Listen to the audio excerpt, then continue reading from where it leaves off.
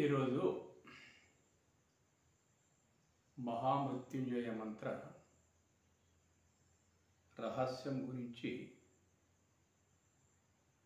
మీ ముందు వివరించబడుతుంది.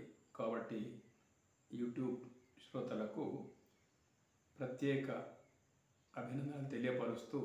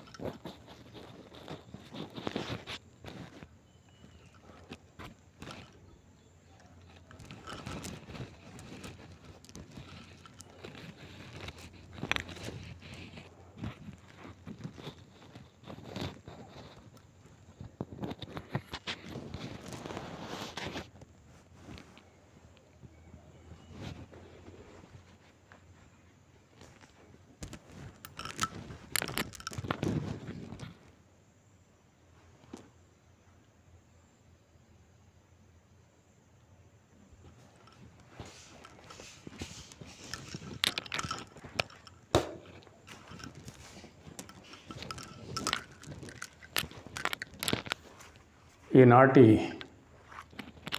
యూట్యూబ్ శ్రోతలకు ప్రత్యేక అభినందనలు తెలియపరుస్తూ మహామృత్యుంజయ మంత్ర రహస్యం మీ ముందు ఈరోజు ఉంచదలుచుకున్నాం అన్నట్టు.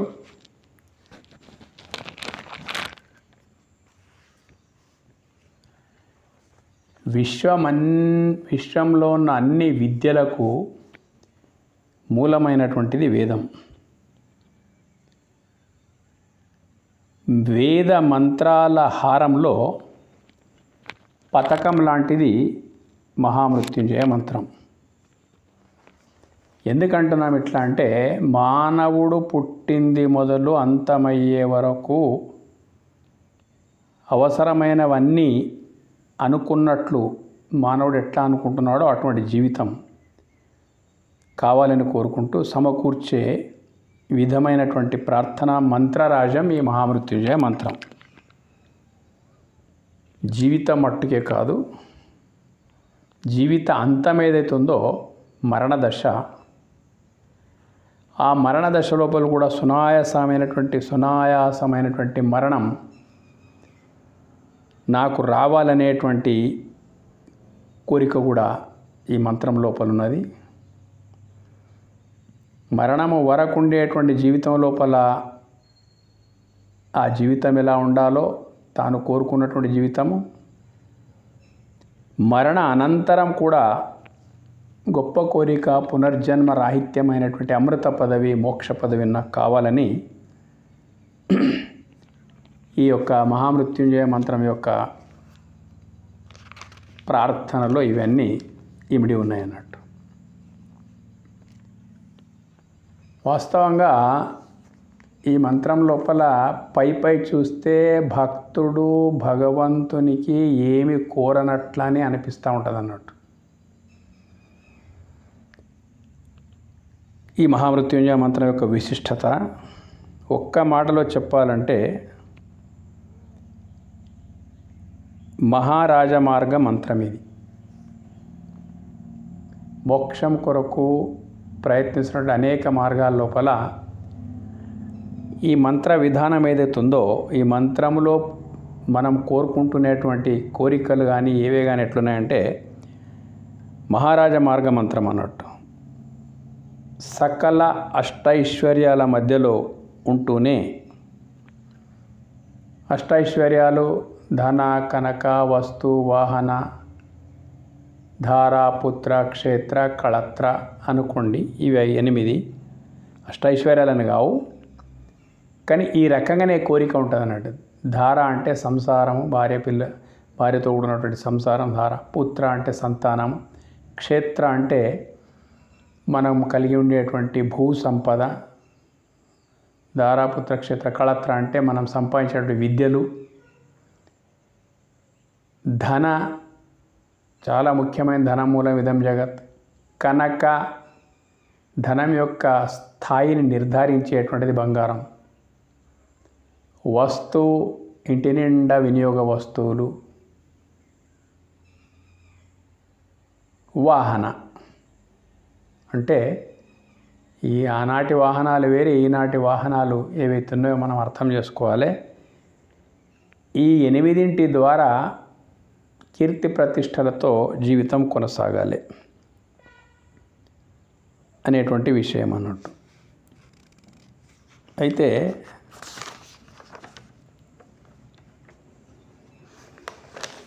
ఈ మంత్రం గురించి కూడా ఈశ్వరీయమైనటువంటి వేద మంత్రాలు ఏవైతే ఉన్నాయి కదా, అందులోపలిది ఒక మంత్రము. ఈ మంత్రాల్లో కూడా చెప్పే అర్థాలు వారి సంప్రదాయ భేదభావాలకు బట్టి, అంటే ద్వైతులు, అద్వైతులు, విశిష్టాద్వైతులు, శక్తి విశిష్టాద్వైతులు, త్రైతవాదులు, శివాద్వైతులు, శాక్తేయులు,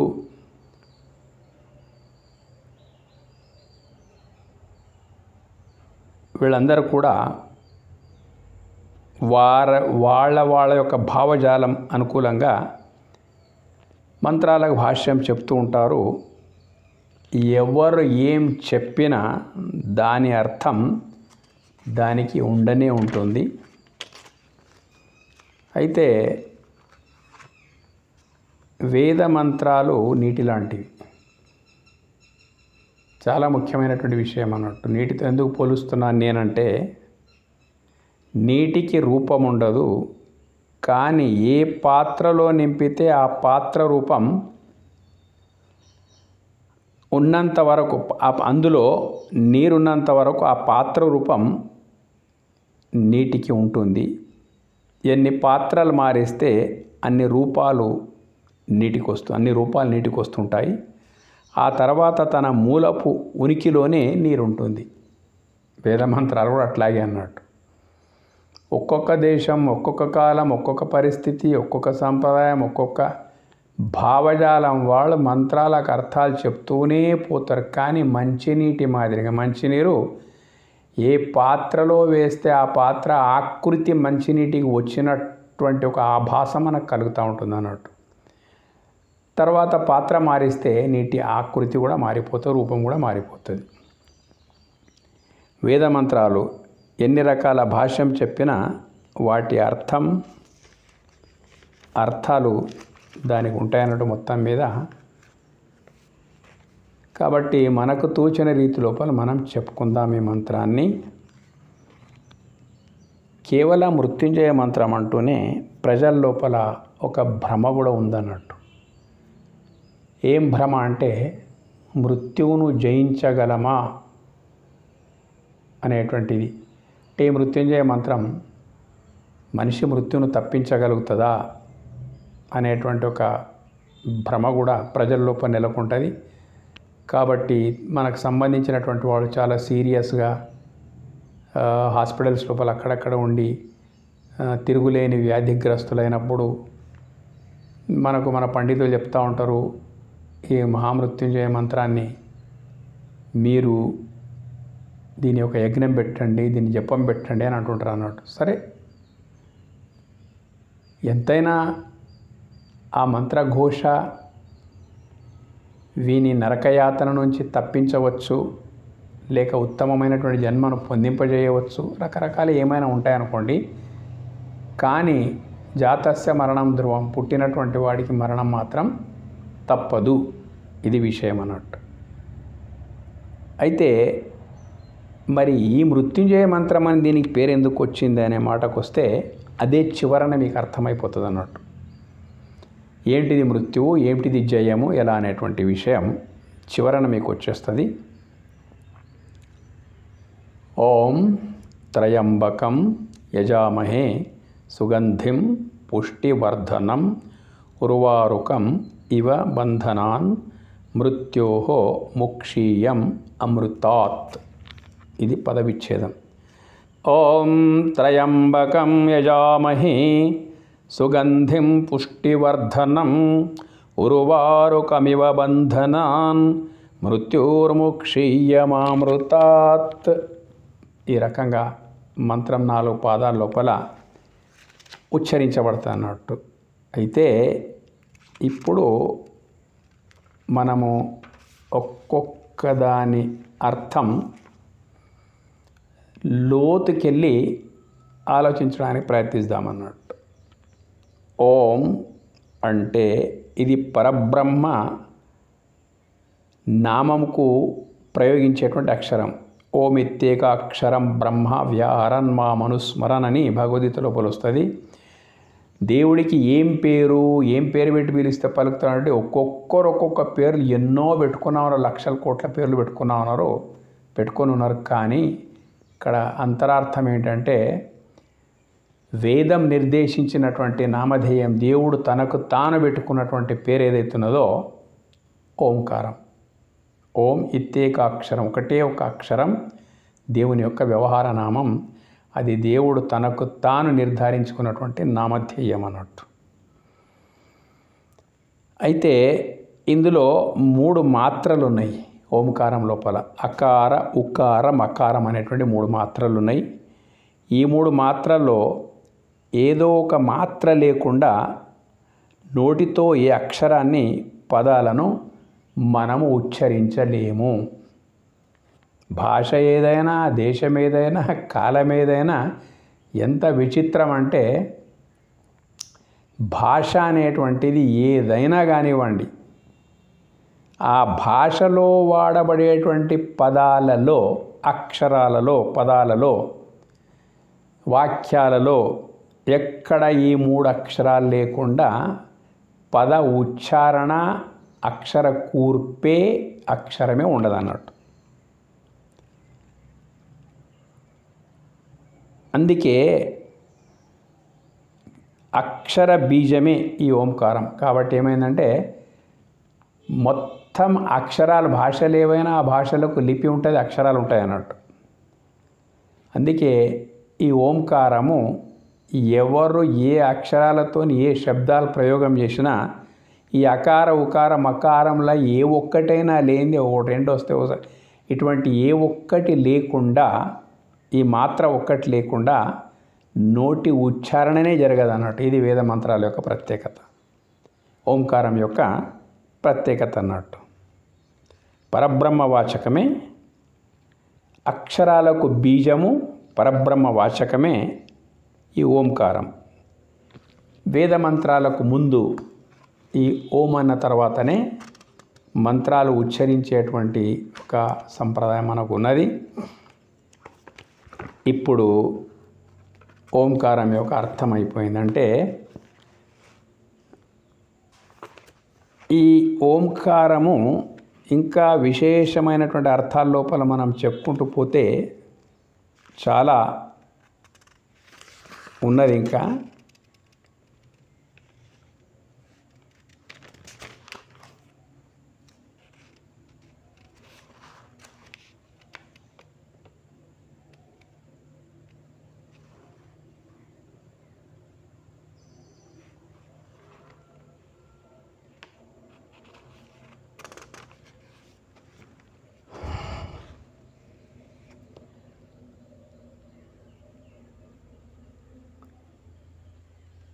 అయితే ఇప్పుడు మనం ముందుకు వెళ్ళిపోవాలి. ఎందుకంటే చాలా విషయాల ముందు తెలుసుకోవాల్సిన ఓంకారం గురించి చాలామంది చాలా చెప్పి ఉంటారు, మీరంతా విని ఉంటారు. ఓం అయింది. త్రయంబకం అంటే 3 కన్నులవాడ. సాధారణంగా పౌరాణిక అర్థం అంబకం అంటే కన్ను, 3 కన్నులవాడ. పౌరాణికులు ముక్కంటివాడు శివుడు అనేటువంటి భావం లోపల వాడుతూ ఉంటారు. తాత్విక అర్థం లోపల పోదాం మనం కొంచెం. ముక్కంటివాడు అంటే శివుడు, సరే ఉండనివ్వండి. తాత్విక అర్థాల లోపల ఆ పరమాత్ముడు త్రికాలగ్నుడు. పరమాత్మునికి శివుడు అని కూడా ఒక పేరుంది.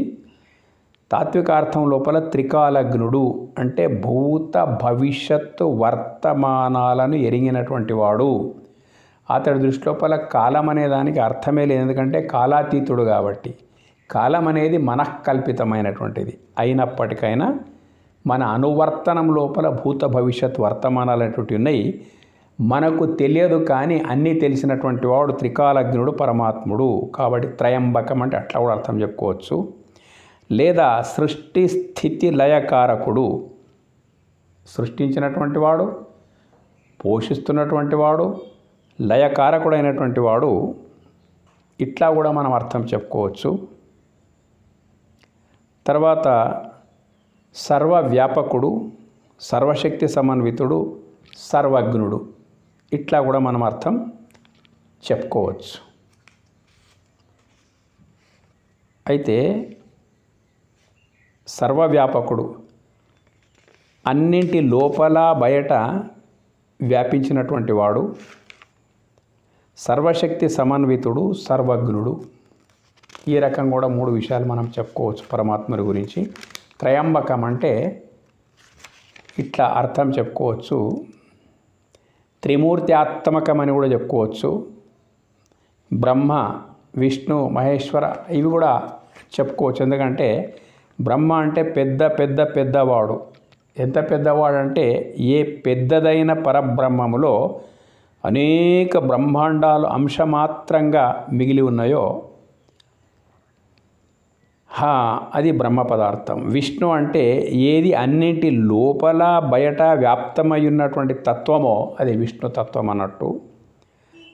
అన్నిటికంటే పెద్దది, అన్నిటి లోపల బయట వ్యాపించినటువంటి పరబ్రహ్మతత్వము. మహేశ్వర అంటే ఈ అనంత విశ్వం ఏదైతుందో, ఈ అనంత విశ్వం ఎవరి ఐశ్వర్యమై ఉందో ఆ తత్వమే మహేశ్వర. ఇలా అనుకున్న పొరపాట్లే. త్రయంబకం అంటే ఈ రకంగా మనం చెప్పుకోవచ్చు అర్థం తాత్వికంగా. అటువంటి ఓంకార నామధేయము కలిగి త్రయంబకం అంటే ఇంతకు మొదలు వర్ణించిన విధంగా ఉన్నటువంటి పరమాత్మ సర్వస్వరూప భక్తుడు అంటున్నాడు అన్నట్టు. ఈ యజామహే, త్రయంబకం యజామహే. అలాంటి పరమేశ్వర, హే పరబ్రహ్మ, నేను నీకు సంపూర్ణ శరణాగతుడను. ఎందుకు శరణాగతుడు అవుతున్నావు అబ్బా అంటే, నాలో నీవే, జగమంతా నీవే, అండపిండ బ్రహ్మాండమంతటా నీవే. కాబట్టి నీవే తప్ప ఇతఃపరం బెరుగా అని చెప్పేసి సంపూర్ణ శరణాగతికి పోవాల్సిందే. గజేంద్ర మోక్షం లోపల తీసుకోండి, ద్రౌపది వస్త్రాపరణ ఘట్టం లోపల తీసుకోండి, ఎటు తోచని పరిస్థితి లోపల బుద్ధి కూడా పనిచేయదు, మనసు కూడా పనిచేయనటువంటి పరిస్థితి లోపల, ఏమీ తోచని పరిస్థితి లోపల మనిషి ఎప్పుడైతే వెళ్ళిపోతాడో అప్పుడు సర్వస్వరూపుడైనటువంటి పరమాత్ముడే నాకు దిక్కు అనేటువంటి భావం దృఢమైనప్పుడే భగవద్ అనుగ్రహం కలగడానికి అవకాశం ఉంది. ఎక్కడైనా నేను అనేటువంటి అహంకారం మన లోపల ఉంటే అది విద్యుత్ తీగల కార్బన్ వచ్చినట్లే, అంత తొందరగా దైవానుగ్రహం కలగడానికి వీల్లేదు. ఇది యజామహి అంటే సంపూర్ణ శరణాగతి చాలా అవసరం ఉందన్నట్టు. సంపూర్ణ శరణాగతి అప్పుడే అనుగ్రహం కలగడానికి వీలుంది. కాబట్టి యజామహి అటువంటి సంపూర్ణ శరణాగతి భగవద్గీతలో కూడా మనకు వస్తుంది. 66వ శ్లోకం చరమ శ్లోకం అని చెప్పేసి సర్వధర్మాన్ పరిత్యజ్య మామేకం శరణం వ్రజ అంత్వా సర్వపాపేభ్యో మోక్షయిష్యామి మా శుచః. అంటే సంపూర్ణ శరణాగతి యొక్క గొప్పతనం ఏమిటి అనే మాటకు వచ్చేస్తే, ఎన్నో పరమాత్ముని అనుగ్రహ ప్రాప్తి కొరకు అనేక విధాల ఉపాసనా మార్గాలు, ఆచరణ మార్గాలు ఎన్నెన్నో ఉన్నాయన్నట్టు. ఉండనివ్వండి. అయితే ఎన్ని మార్గాలు ఉన్నప్పటికైనా కానీ అవన్నీ కూడా ఒకటి జాగాలో ఉంటాయి. కానీ సంపూర్ణ శరణాగతి గనక నీకు సాధ్యమైతే అది అన్నిటికంటే గొప్పదన్నట్టు మొత్తం మీద. అవి అన్నీ ఎన్నో ధర్మాలు ఆచరిస్తున్నప్పటికైనా కానీ అనుగ్రహం మనకు కలిగితే కలగవచ్చు, కలగకపోతే కలగకపోవచ్చు. ఆ ధర్మాలు వదలమని అర్థం కాదు. అన్ని ధర్మాల కంటే గొప్పనైనటువంటిది సంపూర్ణ శరణాగతి. కాబట్టి అది నీ దగ్గర ఉంటే వేరే పరిత్యజ్య, నీకు ఇంకా చింత లేదు, నేనున్నాను, నీ శరణాగతి వెనుకే నేనున్నాను కాబట్టి వెతుకలాడవలసిన అవసరం లేదు. మామేకం శరణం వ్రజ. నీ బలము, నీ బుద్ధి, నీ అహంకారము, నీ వెనుక ఉన్న బలాలు అన్నిటి లోపల ఉన్నది నేనే కాబట్టి ఇంకా నా వైపే వచ్చేసాయి. అప్పుడు ఏమైపోతుందంటే అహంత్వా సర్వపాపేభ్యో, ఏది మంచో ఏది చెడో నీకు తెలియదు. నీవు మంచి అనుకున్న వాళ్ళు చెడు ఉండొచ్చు, నువ్వు చెడు అనుకున్న వాళ్ళు మంచి ఉండొచ్చు. ఇవన్నీ తెలిసినటువంటి వాడిని నేను కాబట్టి సర్వపాపేభ్యో అంటే పాపం అంటే అర్థం నీ దుఃఖం అన్నట్టు. ఏ దుఃఖం నీకు లేకుండా మోక్షయిష్యామి మా శుచః. సంసారం లోపల దుఃఖం లేకుండా మరణానంతరం మోక్షప్రాప్తిని కలిగించేటువంటిది శరణాగతి లోపల అంత శక్తి ఉన్నది. కాబట్టి అటువంటి విధంగా నేను నీకు శరణాగతుడనవుతున్నాను యజామహి అంటే. తర్వాత సుగంధిం వస్తుంది అన్నట్టు. ఇది చాలా, సుగంధిం అంటే సువాసన, సామాన్యమైన అర్థం అందరికీ తెలుసు. ఇక్కడ ఈ పదానికి చాలా విలక్షణమైనటువంటి అద్భుతమైనటువంటి లోతైన అర్థం కూడా మనం తీసుకోవాలి. దుర్గంధానికి వ్యతిరేకమైనటువంటిది సుగంధం. మరి సుగంధం ఎందుకు వాడుతూ ఉన్నాము, ఈ పదం ఎందుకు ఇక్కడ వాడారు అని అంటే, మన జీవితం ఏదైతే ఉందో ఇంద్రియ మనంబులతో కూడుకున్నటువంటి ఈ జీవితం ఏదైతే ఉందో అరిషడ్ వర్గాలు కామ, క్రోధ, లోభ, మోహ, మద, మత్సర, మన వ్యవహారం లోపల ఇవి మనకు సంస్కారమే కనుక లేకపోతే ఇవే మనల్ని శాసిస్తూ ఉంటాయి అన్నట్టు. మనసు ఈ 6 శత్రువుల నుంచి మన పైన వీర విహారం చేస్తూ ఉంటుంది. వీటి అరిషడ్ వర్గాలు అంటారు. కామ, క్రోధ, లోభ, మోహ, మద, మత్సరాలు. వీటి వివరణ చాలా ఉంటుంది, ఇంకొక వీడియోలో వస్తుంది అన్నట్టు. ఇవి 6 ఎవరిని ఆవహిస్తాయో అక్కడ ఇంకా సుఖం, శాంతి, ఆనందం ఉండదు. ఎప్పుడు భయం, ఏంటిది భయమే ఉంటుంది, మొత్తం మీద ఆందోళన ఉంటుంది, కష్ట నష్ట భయ బాధలే జీవితం లోపల ఉంటాయి అన్నట్టు. కాబట్టి అటువంటి జీవితాన్ని మనం భరించలేము. ఎందుకు భరించలేమంటే దుర్గంధాన్ని ఎట్లా భరించలేమో అలాంటి భయ దుఃఖ బాధలతో కూడుకున్నటువంటి జీవితాన్ని మనం భరించలేము. కాబట్టి నా జీవితాన్ని ఇటువంటి భయ దుఃఖ బాధలతో కాకుండా సుగంధిం అరిషడ్ వర్గాలను తొలగించి సుఖం శాంతి ఆనందం తోని నా యొక్క జీవితాన్ని సుగంధ భరితం చేయమా ఓ పరమాత్మ. సర్వ విధాలా నా జీవితాన్ని సంపూర్ణ జ్ఞానమయమైనటువంటి సుఖం శాంతి ఆనందం అనే సుగంధముతో నా జీవితాన్ని శోభిల్లజేయుమని అర్థం. దుర్గంధం అంటే అరిషడ్ వర్గాలు, సుగంధం అంటే సుఖం శాంతి ఆనందంతో శమధమ ఇటువంటి సల్లక్షణాలతో కూడుకున్నటువంటి జీవితాన్ని నాకు ప్రసాదించి నాకు నా జీవితాన్ని సుగంధభరితం చేయని అర్థం అన్నట్టు. శోభిల్లజేయము ఏంటి తప్ప లోతుకెళ్ళిపోతే జీవితాన్ని 4 అవస్థలుగా మనకు పెద్దలు చెప్పినరు. బ్రహ్మచర్య ఆశ్రమం అంటే మొదటి 25 సంవత్సరాలు ఏవైతున్నాయి కదా, అక్కడ సుగంధం ఏమిటి దుర్గంధం ఏమిటి అంటే దుర్గంధం చెప్పేశాం. సుగంధం ఏంటిదంటే మంచి విద్యను అభ్యసించాలి, మంచి బుద్ధి పెంపొందాలి, వృత్తి నైపుణ్యం అలవడాలి, సదాచారము సద్గుణాలతో నా ప్రాథమిక బ్రహ్మచర్య దశ ఈ రకంగా ఉంటే అది సుగంధం అన్నట్టు. గృహస్థాశ్రమంలో ఇంతవరకు చెప్పినట్టు ధారాపుత్ర క్షేత్ర కళత్రాదుల నుంచి అన్ని విధాల నా జీవితాన్ని శోభాయమానం చేయమని చెప్పేసి గృహస్థంలో ఉండేటువంటి విషయము. సుగంధం అంటే ధర్మబద్ధమైనటువంటి అర్థకామాలతో నా జీవితము గృహస్థాశ్రమము కొనసాగుగాక. అర్థకామాలతో కూడుకున్న జీవితంలో ధర్మం అనేటువంటిది కూడా వదలకుండా అర్థకామాలు సంపాదిస్తే జీవితం లోపల దుర్గంధం అంటే ఇంకా దేని యొక్క ఒత్తిడి కూడా మన మీద ఉండకుండా పోతుంది. కాబట్టి ధారాపుత్ర క్షేత్ర కళత్రాదులు ఇవన్నీ ఉండాలి, అన్నీ ధర్మబద్ధంగా ఉండాలి.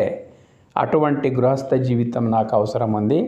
బ్రహ్మచర్యం లోపల ఏం కావాలో అదంతా నాకు అవసరం, మంచి అవసరం కొద్దీ ఇచ్చేయమని చెప్పేసి తర్వాత ఇంకా మూడవ దశ లోపల ఒక 2 దశలు అయిపోయిన 4 దశల జీవితం అన్నట్టు. ఈ 3వ దశ లోపల ఏంటిదంటే మనం కోరుకునేటువంటిది నిష్కామ భావంతో దృఢమైనటువంటి భక్తి జ్ఞాన వైరాగ్యాదులతోని ఆరోగ్యవంతమైనటువంటి జీవితాన్ని కొనసాగింపు 3వ దశ లోపల వచ్చి. ఎందుకంటున్నాం ఈ మాట అంటే సకామ భావంతో ఇంకా సంసారం లోపల ఉండే పిల్లలతో చాలా ఇబ్బందులు వస్తాయి. కాబట్టి ఆ 3వ దశ లోపల అంటి ముట్టకుండా ఉండి ఎవరికి అసంతోషం కలగనివ్వకుండా, నీకు అసంతోషం కలగకుండా ఎట్లా నీళ్ళు ఏ రకంగానైతే వర్షం వచ్చిన తర్వాత వచ్చేటువంటి నీరు భూమి మీద వాటి ప్రవాహం ఎట్లుంటుంది, ఎక్కడ పోవడానికి అవకాశం ఉంటే అక్కడ తనకు తాను మరలిపోతాయి అన్నట్టు. 50 సంవత్సరాల తర్వాత 60 సంవత్సరాల తర్వాత జీవితం కూడా మనం ఎట్లుండాలి పరిస్థితి అంటే పరిస్థితులు ఎక్కడెక్కడ ఎట్లా ఉంటే అక్కడ ఆ పరిస్థితులకు అనుగుణమైనటువంటి నడకను మనం నేర్చుకోవాలి. మన ఆలోచనలు ఏమున్నప్పటికైనా ఎవరి కొరకు మనం బ్రతుకుతానో భార్య పిల్లల కొరకు వాళ్ళ ఆలోచనలు కూడా మన ఆలోచనలకి ఎక్కడ కూడా ఒక ఏంటిది కాంట్రవర్సీ అంటే సంఘర్షణ జరగకూడదు. 3వ దశ అట్లాగే ఉంటుంది అన్నాడు. 50-60 తర్వాత వచ్చేటువంటిది. ఉన్నాము అంటే ఉన్నాము, లేము అంటే లేము. మనది సాగి అక్కడ ఏముంటుంది సంసారం లోపాలంటే వాళ్ళకంటే గొప్ప తెలివి మనకున్న ఒక్కొక్కసారి మన తెలివిని గౌరవించరు. గౌరవించకపోతే సరే వాళ్ళ ప్రారంధం వాళ్ళ వెనుక మనకు చేసేది ఏముంది, మనకైతే ఇంకా పోయేది ఉంది అనే భావం పెంపొందించుకొని అక్కడ నిష్కామ భావంతో మనము ఉండడం నేర్చుకోవాలి. నీటి మాదిరిగా ఎట్లా ప్రవహిస్తుంటే ఎక్కడ దారి దొరికితే అక్కడ ప్రవహిస్తుంటాయో పరిస్థితులు ఎట్లా వస్తే ఆ పరిస్థితులకు అనుగుణంగా మనం నడవడం నేర్చుకోవాలి. ఇది 3వ దశ లోపల సుగంధం అన్నట్టు. రెండవ దశలో బ్రహ్మచర్యం లోపల మంచి విద్య, బ్రహ్మచర్యం ఇలాంటిది అది సుగంధం. గృహస్థం లోపల ధర్మబద్ధమైన అర్థకామాలతో జీవితం కొనసాగాలి, అది అక్కడ సుగంధం. మూడవ దశ లోపల సుగంధం ఏమిటప్ప మనకు భగవంతుడు మనం సుగంధం అంటే ఎట్లా ఉండే జీవితం అంటే ఇట్లాగే పరిస్థితులకు అనుగుణంగా మనము ఎవరి మనసు నొప్పించకుండా, తాను నవ్వకుండా తప్పించుకొని తిరిగేటువంటి, నొప్పించక తానవ్వక తప్పించుకు తిరిగేటువంటి మార్గమే మనకు సుగంధభరితంగా ఉండడానికి అవకాశం ఉంది. ఈ రకంగా అవసానం అనేటువంటిది వచ్చే వరకు ఇటువంటి అలవాటు మనం వేసుకునాలి. ఇంకొక దశ ఉన్నది, నాలుగో దశ. అప్పుడు ఏదీ పట్టించుకోకుండా ఉండడమే సుగంధం అన్నట్టు. నాలుగవ దశ మనకు కళ్ళు కానరావు, చెవులు వినపడవు, శరీరం అనారోగ్యగ్రస్తమై ఉంటుంది. కాబట్టి ఆహార విహార విషయాల లోపల కూడా కొంచెం వైద్యుల సలహాను పాటిస్తూ నిగ్రహ తత్పరతో ఉండి జివ్వ చాపల్లాన్ని చంపుకొని, మనం ఎట్టుండాలి జివ్వ చాపల్లాన్ని చంపుకొని అంటే ఆ జివ్వకు ఇంతవరకు రుచులు అందించినాము, ఇప్పుడు కాదు నామస్మరణతోనే జివ్వ మన నాలుక అనే నామస్మరణ లోపల లీనమై ఉంటే ఆ అవసానము కూడా మనకు సుగంధభరితంగానే ఉండడానికి వీలున్నది. ఇట్లా 4 అవస్థల లోపల నాకు జీవితం లోపల సుగంధమే వెదజల్లేటట్ల సుఖం, శాంతి, ఆనందంతో కూడుకున్నటువంటి ఒక బుద్ధిని నాకు ప్రసాదించు. కంప్లీట్ 4వ దశ లోపల సంపూర్ణంగా పరమాత్ముని యొక్క ధ్యానం లోపలనే నిరంతరం ఉంటే కూడా వచ్చే నష్టం ఏమీ లేదు. ఏ నష్టాలు నీ కంటి ముంగట సంసారానికి సంబంధించినవి ఉన్నప్పటికైనా ఆ నష్ట నివారణ చర్యలు తీసుకునే పరిస్థితి నీకు ఉండదు. కాబట్టి అంతా భగవంతునికే అర్పణ చేసేసి పరమాత్మని చింతన లోపల నిరంతరం కాలయాపన చేయడం అవుతుందో అది బాగా పారిజాత పుష్పం లోపల నుండి వచ్చేటువంటి సుగంధం ఎట్లా ఉంటుందో అట్లా జీవితం ఉండడానికి పరమాత్మ నామస్మరణతో ఉంది. కాబట్టి జీవితం యొక్క 4 అవస్థల లోపల నాకు ఇలాంటి సుగంధాన్ని నింపు పరమాత్మ అంటున్నాడు అన్నట్టు భక్తుడు. ఇంకేం కావాలి? ఎంత మంచి కోరిక! పుష్టివర్ధనం, సుగంధిం పుష్టివర్ధనం. చూడండి, పుష్టి అంటే 2 రకాలు, శారీరక పుష్టి, మానసిక పుష్టి. మనసు జ్ఞానము నుంచి అలంకరించబడితే ఆ మనసు చాలా శక్తివంతమవుతుంది అన్నట్టు. ఎందుకంటే నీ మనసును నీవే పుష్టివంతం చేసుకుని ఉద్ధరేది ఆత్మనాత్మానం అని భగవద్గీత రూపాయలు చెప్తాడు. నీ మనసును నీవే పుష్టివంతం చేసుకోవాలి. దేని నుంచి? పరమాత్మని నామస్మరణ, చక్కని ఆత్మజ్ఞానం, మంచి మార్గంలో నడక ఏదైతుందో అప్పుడే మనసు పుష్టివంతం కావడానికి అవకాశం ఉంది. ఎందుకంటే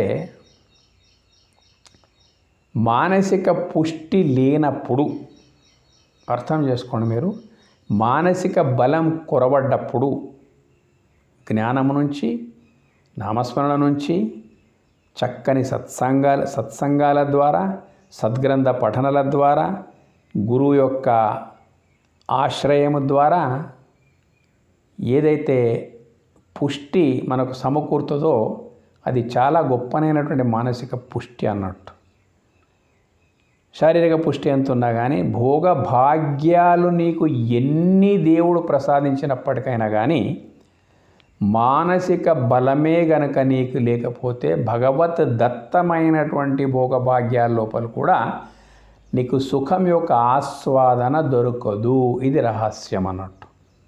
కాబట్టి భోగభాగ్యాలు అనుభవించాలంటే మనసుతోనే అనుభవించాలి, ఇంద్రియాలతోనే అనుభవించాలి.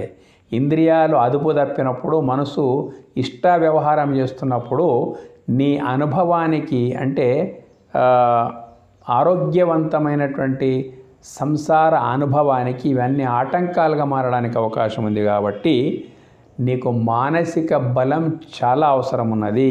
అది సమకూరేది సత్సంగాల ద్వారా, జ్ఞానము ద్వారా, పరమాత్ముని యొక్క నామస్మరణ ద్వారా జీవితాన్నట్ట బిల్టప్ చేసుకోవాలి. లేకపోతే ఏమైపోతుందంటే జస్ట్ భగవద్గీత లోపలికి వెళ్ళిపోదాం మనం. అర్జునునికి ప్రపంచం లోపల ఐహిక బలం ఎక్కడ కొదవలేదు, శారీరక బలం ఎక్కడ కొదవలేదు.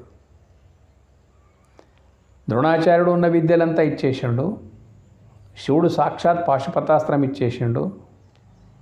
ఇంద్రుడు కూడా తన వరపుత్రుడు కాబట్టి దేవతలకు చెప్పి కావలసినటువంటి శక్తులు ప్రసాదింపజేసిండు. సాక్షాత్ శ్రీకృష్ణ పరమాత్ముడే, బొమ్మను చూస్తేనే పరవశం చెందుతున్నాము, సాక్షాత్ అర్జునునికి వెన్నంటి ఉన్నాడు అన్నాడు, వెంటనే ఉన్నాడు. అన్నీ ఉన్నప్పటికైనా కానీ రథం మీద చితికిలబడిపోయాడు. అంటే పుష్టి సరిపోలేదు, మానసిక బలం సరిపోలేదు. అప్పుడు కృష్ణ పరమాత్ముడు ఈ ప్రాపంచిక శక్తులు రాణించాలంటే నీకు ఆధ్యాత్మిక జ్ఞానశక్తి చాలా అవసరం ఉన్నది. బండి ఎంత కొత్తదైనా ఇంధనం పెట్రోల్ లేకపోతే ముందుకు సాగనట్లే రథం మీద చితికిలబడిన అర్జునునికి శ్రీకృష్ణ పరమాత్ముడు ఆ బలాలన్నీ కార్యాన్వితం కావాలి, జాగృతం కావాలి. వాటి పాటికి అవి పనిచేయాలంటే జ్ఞానం అవసరం ఉందని చెప్పేసి చక్కని ఆత్మజ్ఞానాన్ని ప్రసాదించాడు. దాని ద్వారా అర్జునుడికి కొట్టినటువంటి పుష్టి ఇంత అంత కాదు. కాబట్టి మనము అన్నిటికంటే గొప్ప బలం ఏదైతుందో ఆత్మబలం, ఆధ్యాత్మిక బలం, ఇది మనం స్వయంగా సాధించి పొందవలసి ఉంటుంది. కాబట్టి సుగంధిం, ఎంత సుగంధభరితమైన అందులోపల జ్ఞాన పుష్టి అనేటువంటిది లేకపోతే, బలం అనేది లేకపోతే ఎంత మంచి జీవితమైనా మనం ఆస్వాదించడం లోపల కష్టమైపోతుంది అన్నట్టు. కాబట్టి ఈ మంత్రం లోపల ఏం కోరుకుంటా ఉన్నాడంటే శరణాగతి అయిపోయింది, సుగంధభరితమైన జీవితం అయిపోయింది, పుష్టివర్ధనమైన జీవితం అయిపోయింది. ఈ రకంగా నా జీవితం అంతా కొనసాగనిమ్ము. ఎప్పటి వరకు?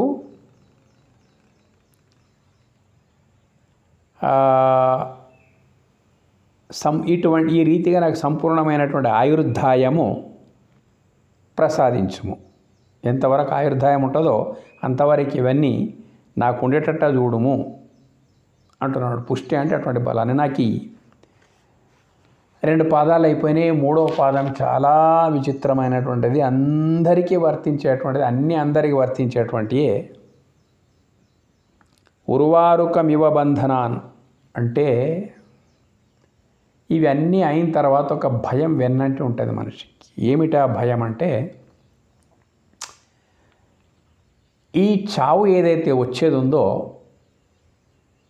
మంచి చావునే ప్రతి ఒక్కడు కోరుకుంటాడు అన్నట్టు. తీవ్ర అనారోగ్యగ్రస్తమై అక్కడనే మలమూత్ర విసర్జన చేసేవాళ్లకు విసుగు, మనకు విసుగు, అంతా ఎంతో నరకప్రాయంగా ఎందరిదో అవసాన దశ మనం చూస్తూ ఉన్నాం. అయితే ఇక్కడ అటువంటి పరిస్థితి ఏది లేకుండా, నాకు అలాంటి పరిస్థితి ఏది లేకుండా ఎటువంటి మరణం కావాలి? ఇంతవరకు చెప్పిన భోగభాగ్యాలు అన్నీ అనుభవించిన తర్వాత సంపూర్ణ ఆయుర్దాయం ముగిసిన తర్వాత భయము, మృత్యుది ఉంటుంది ప్రతి మనిషికి. ఆ మృత్యువు చాలా సునాయాసంగా రావాలని కోరుకుంటున్నాడు. మరి ఎలాంటి సునాయాసంగా, ఎట్లా సునాయాసం అంటే ఏంటి? ఉర్వారుకమివ బంధనాన్ అంటే పండిన దోస పండు తెంపే ప్రమేయం ప్రసక్తి లేకుండా పండిన దోసపండు తీగ నుంచి తనకు తాను ఊడిపోయి ఎట్లా ఉండిపోతుందో అట్లాగే రోగాలు, తీవ్ర రోగాలు, ఇతరుల సహకారంతో కూర్చొని లేవడం లాంటి మురికి రోగాల బారిన పడకుండా నాకు పండిన దోసపండు తనకు తానుగా తీగని విడిచినట్లుగా నా ఆత్మ ఈ దేహమును వదిలే విధంగా నన్ను అనుగ్రహించుము పరమాత్మ అని 3వ పాదం లోపల వీడి ప్రార్థన. ఈ రోజుల లోపల చాలా కష్టమైనటువంటి రోజులు, ఉమ్మడి కుటుంబాలు అసలే లేనటువంటి రోజులు ఇప్పుడు. కాబట్టి మన సేవ భార్య చేస్తుందంటే మనకంటే మొదలే భార్య బలహీనమైపోతే మన సేవలు చేస్తారు, పిల్లలు చేస్తారా? పిల్లలకంత తీరికలే సాఫ్ట్వేర్ ప్రపంచం. ఈ రోజు లోపల ఉర్వారుకమేవ బంధనాన్ అనేటువంటి ఈ కోరిక మరీ కోరుకోవాల్సిన అవసరం మనకి ఎందుకు ఉందంటే, మనం తినే ఆహారం ఇవన్నీ రకరకాల రోగగ్రస్తమైనటువంటి పరిస్థితుల లోపల ఉమ్మడి కుటుంబాలు అస్సలే లేవు. పిల్లలు మన దగ్గర ఉండే ప్రసక్తి లేదు, దేశకాల పరిస్థితులు అట్లా వచ్చేసినాయి. జీవనోపాధి కొరకు ఉద్యోగం కొరకు ఎక్కడెక్కడికో పోతూ ఉంటారు మొత్తం మీద. అట్లా పోకపోతే వాళ్ళ జీవితం కుదరదు. పిల్లల కొరకైనా ఇల్లు మార్చవలసి వస్తుంది, పిల్లల విద్యాభ్యాసం కొరకైనా ఇల్లు మార్చవలసి వస్తుంది, ఉద్యోగ ధర్మం లోపలైనా ఇల్లు మార్చవలసి వస్తుంది, లేక అభిప్రాయ భేదాలతోనైనా ఇల్లు మార్చవలసి వచ్చేస్తుంది. ఎన్ని చూస్తూ ఉన్నాం, ఎంత పెద్ద బ్యూరోక్రాట్స్ కూడా ఏకాంతవాసం లోపలనే మిగిలిపోతూ ఉన్నారు. అటువంటి జటిలమైనటువంటి రోగాలు వస్తే చేసే పరిస్థితి ఏముంటుంది. కాబట్టి భయం ఈ రోజు లోపల ఎక్కువైపోయింది అన్నట్టు. ఉర్వారుకమేవ బంధనాథ, వచ్చే మృత్యువు ఏదో సులభంగా సునాయాసంగా నేను పడుకున్న దగ్గరనే నాకు మృత్యు అనే బాధ లేకుండా తెలియకుండానే నా ప్రాణం పోగా కంటే, పండిన దోస పండు తీగను తనపాటికి తాను వదులునట్లు నా ఆత్మ కూడా ఈ దేహాన్ని నా ద్వారా ఎవరికి ఇబ్బంది కాకుండా ఆయుర్దాయం తర్వాత ఈ ఆత్మ నా దేహాన్ని వదులుగాక. ఇది 3వ పాదం లోపల నుండి అర్థం అన్నట్టు. 4వ పాదం లోపల నుండి మృత్యోర్ముక్షీయమామృతాత్. ఇది జీవితం లోపల మృత్యు వరకు ఉండేది కోరుకున్నాము, మృత్యు ఎలా రావాలో కోరుకున్నాం. 4వ కోరిక చాలా ముఖ్యమైనటువంటిది. మానవ జన్మ వచ్చింది మోక్షం కొరకే, భోగభాగ్యాల అనుభవం కొరకు కాదు. మానవ జన్మ వచ్చినటువంటిది మోక్షం కొరకే. మోక్షం అంటే తిరిగి జన్మ లేనటువంటిది. అయితే ఈ మరణము సునాయాసమైనది వచ్చిన తర్వాత కూడా, ఆ మరణం తర్వాత ఏమైపోతుందంటే, మన సంస్కారాలు ఉంటాయి, కొన్ని దృఢమైనటువంటి కోరికలు ఉంటాయి. ఇప్పుడు ఎట్టుంటుంది అది? పంచ జ్ఞానేంద్రియాలు మనస్సు ఆ సంస్కారాలను తీసుకొని పోతుంది అన్నట్టు. ఇవన్నీ మనకు కనిపించాయి, కానీ ఈ రోజుల్లో చాలా సులభంగా అర్థం చేసుకోవచ్చు. ఆ సంస్కారాలు ఏవైతే ఉన్నాయి కదా, ఆ సంకల్పాలు ఏవైతే ఉన్నాయి కదా, అవన్నీ పెట్టుకొని మనము చనిపోతే ఏమొస్తుంది వెనక అని చాలామంది అనుకుంటుంటారు. అవును, శరీరం వెనక రాదు, భోగభాగ్యాలు వెనక రావు, కానీ ఒకటి మాత్రం వెనక వస్తుంది అన్నట్టు. ఏంటిది అది? పుష్పాది స్థానముల నుండి గాలి వాసనను ఎలాగైతే తీసుకొని పోతుందో, అదే రీతిగా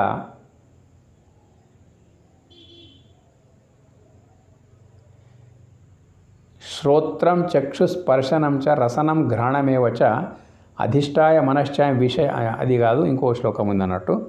అయితే ఆ శ్లోకం లోపల ఏముంది దాని భావార్థం అంటే, నీ పంచ జ్ఞానేంద్రియాలు మనస్సు లోపల సంస్కారాలు స్థాపితమై ఉంటాయి అన్నట్టు. అదంతా సాఫ్ట్వేర్. ఇంతవరకు చెప్పే శరీరం అంతా హార్డ్వేర్, సాఫ్ట్వేర్ పంచాయతీ అన్నట్టు అది మొత్తం మీద. అక్కడ మనకు తెలియకుండానే ఈ జీవితం లోపల ఏం చేసినా అవన్నీ కట్టుకొని పోవాల్సి వస్తుంది. అందుకే ఇక్కడ ఏమంటున్నాడంటే, దేవుడా నాకు అటువంటి పునర్జన్మ లేకుండా ప్రసాదించు అంటున్నాడు. ఇప్పుడు ఆ ఇంద్రియాలు మనసు ఆ సాఫ్ట్వేర్ సిస్టమ్ ఎట్లుందంటే, ఉదాహరణకి మన ఫోన్ పోయిందనుకోండి, మన స్మార్ట్ ఫోన్ పోగొట్టుకున్నాం మనం, నీళ్ళలో పడ్డదో ముక్కలైందో లేకపోతే ఎక్కడైనా పోగొట్టుకున్నామో ఏమో అయింది అన్నట్టు, అది ఛిద్రం అయిపోయింది ఫోన్, మన చేతి నుంచి పోయింది. అది దాంట్లో సిమ్ కార్డు ఉంటుంది. సిమ్ కార్డ్ మళ్ళొక దానికి అప్లికేషన్ ఇస్తే విచిత్రం ఏంటిదంటే, వాడు ఆ సాఫ్ట్వేర్ సిస్టంలో ఎక్కడ ఉంటాయో మన నంబర్స్ తెలియదు మనకు, కానీ కొత్త సిమ్ కార్డ్ లోపల ఆల్రెడీ మన ఫీడింగ్ నెంబర్స్ అన్నీ వస్తాయి అన్నట్టు. మన ఫీడింగ్ ఇన్ఫర్మేషన్ అంతా కూడా మనకు ఆ కొత్త సిమ్ కార్డ్ లోపల వస్తుంది. అదైతే ఛిద్రం అయిపోయింది, ఆ సిమ్ కార్డ్ పోయింది. పోయినప్పటికైనా కానీ సాఫ్ట్వేర్ సిస్టమ్ ఏంటో మనకి తెలియకుండానే అది స్పేస్ లోపల దాని పద్ధతి ప్రకారంగా అదంతా స్టోర్ అయి ఉంటుంది. మొత్తం మీద ఎట్లా మనకు తెలియకున్నప్పటికైనా కానీ సిమ్ కార్డుకి అప్లై చేస్తే ఇన్ఫర్మేషన్ ఎంత నీకుండే ఎన్ని ఫోన్ నెంబర్ వాటితో సహా ఎట్లయితే నీకు మళ్ళీ సిమ్ కార్డ్ వస్తుందో, మనము మరణానికి మొదలు ఏ రకంగా ఎటువంటి మన మానసిక స్థితి ఉంటుందో ఆ మానసిక స్థితికి తగిన ఇంకొక జన్మ వస్తూ ఉంటుంది. అయితే ఇక్కడ ఏమంటున్నాడు మనిషి అంటే, సంస్కారంతో కూడుకొని జ్ఞానం వచ్చింది, జీవితం యొక్క నశ్వరత్వం తెలిసింది, అన్నీ అనుభవించిన తర్వాత నాకు చక్కని మరణం రావాలన్నాడు అంటే సంస్కారవంతుడు అని అర్థం అన్నట్టు. అటువంటి సంస్కారవంతుడు ఏం కోరుకుంటాడంటే, చాలు పునరపి మరణం పునరపి జననం వద్దు, ఎన్ని జన్మలెత్తినప్పటికైనా కానీ ఈ జన్మ లోపల ఈ సంకల్ప వికల్పాల పీడ ఉండనే ఉంటుంది. మళ్ళీ రావడం, మళ్ళీ కూడా అదే మాతృగర్భము, అదే జీవితం, అదే పెరగడం, అదే చావడం, ఇదంతా వద్దు నాకు అని ఏమంటున్నాడు ఇక్కడ జీవిత మర్మం ఎరిగినటువంటి భక్తుడు. మృత్యోర్ముక్షీయ, మరణానంతరము నాకు మోక్షమును ప్రసాదించుము అంటే అమృత పదవి. ఇంకా అక్కడ మృతి అనేటువంటిది లేదు, అమృత పదవి మోక్షం అన్నట్టు. అంటే పునరావృత్తి రహితము, పునర్జన్మ రహితమైనటువంటి మోక్ష పదవిని నాకు ప్రసాదించు. ఎక్కడ నుండి మన యొక్క ప్రస్థానం ప్రారంభమైందో తిరిగి అక్కడే మనం ఐక్యమయ్యేటువంటి ఒక పదవికే మోక్ష పదవి అని అంటారు. అంటే తిరిగి జనన మరణాలకు లోను కాకుండా నీలోనే లయమయ్యేటువంటి అమృత పదవి మోక్షము ప్రసాదింపుమా ఓ పరమాత్మ అని 4వ పాదం లోపల కోరుకుంటా ఉన్నాడు. ఇక్కడ మృత్యుంజయ మంత్రం యొక్క మర్మం ఉన్నది అన్నట్టు. ఈ పాదం లోపల ఎందుకు మృత్యుంజయమన్నారు దీనికి మొత్తం మీద? ఎన్నో జన్మలు వచ్చినాయి, బహునాం జన్మనామంతే అన్నట్టు ఎన్నో జన్మలు వచ్చినాయి. ఆ జన్మలన్నిటి లోపల కూడా ఏమేమో చేసినా మళ్ళీ సంకల్పాలు, మళ్ళీ వెంటాడిని, మళ్ళీ జన్మ వచ్చింది. ఇక ఈ జన్మ అనేటువంటిది రహితమైపోయి మోక్షమును ప్రసాదించు అంటే జన్మ మళ్ళీ వస్తేనే కదా, జాతస్య మరణం ధ్రువం, నువ్వు జన్మిస్తేనే కదా మరణం వచ్చేటువంటిది.